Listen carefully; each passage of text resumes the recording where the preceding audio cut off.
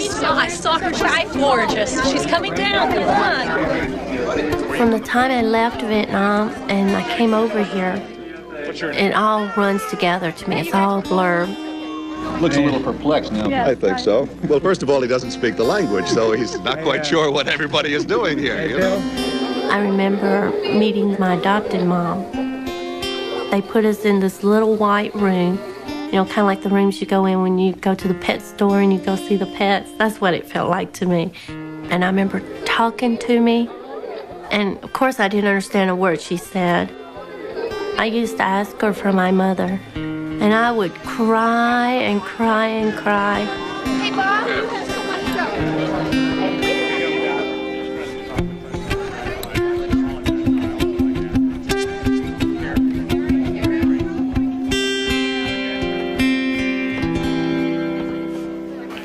Here we are. This is the first day we went there. This is Heidi with a baby doll. That's Heidi's adopted mother, Ann. The way I found out about Ann was adopting Heidi, I think was talking to my mom, and she told me over the telephone. I says, what in the world is she doing that for?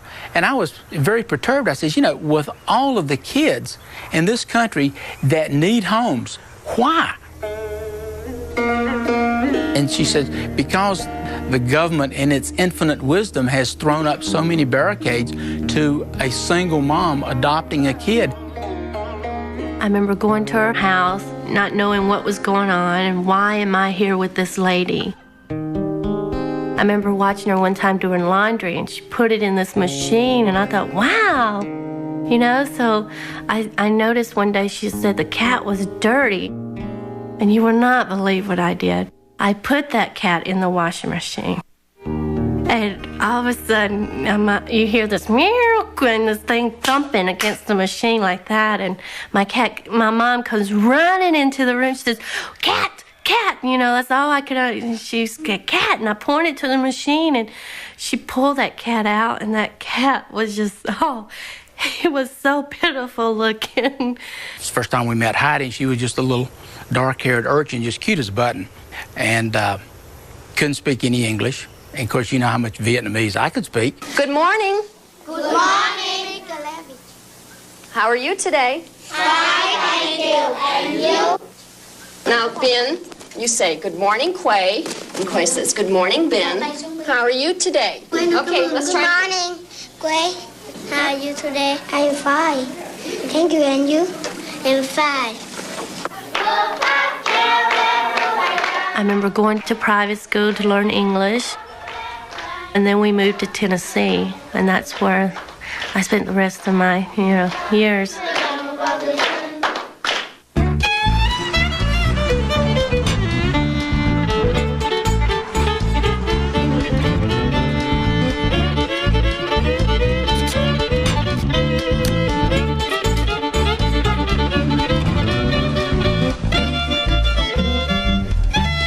Heidi was very shy at first, and I remember that she spent an extra year in kindergarten because she knows speaking the English good, she had to learn. We had black and white children that had been going to school together for many years. But at the same time, we had black children and we had white children, and we had not ever had one like Heidi before. My adopted mom, she did everything she could to make me American as possible.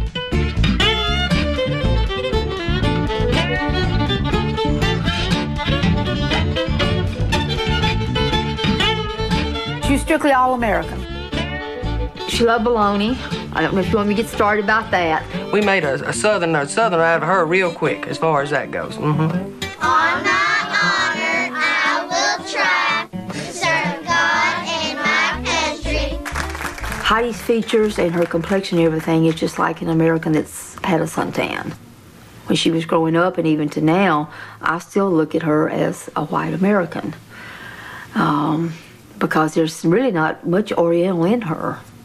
She really looked Oriental then. She was short, long, straight, black, real black hair. Then when we got to high school, I didn't recognize her because she had a perm. She permed her hair all the time back then. See, nobody knew. One good thing about Pulaski, the blacks and white get along great. Of course, they go to school together. They're allowed to eat together. So it's a little community that's bound together. The racism there, they keep it hidden. It is, I mean, it is the place where the KKK originated. Every year they march on the anniversary, you know, downtown and all that. I think a majority were against the KKK, but there were also people we knew that were part of the group. It's like, you know, you find out your teacher is, or your takes you by sheriff, yeah. He was. Takes you by surprise. She told me not to tell anyone that she was half Vietnamese, and at the time I understood, and being in Pulaski.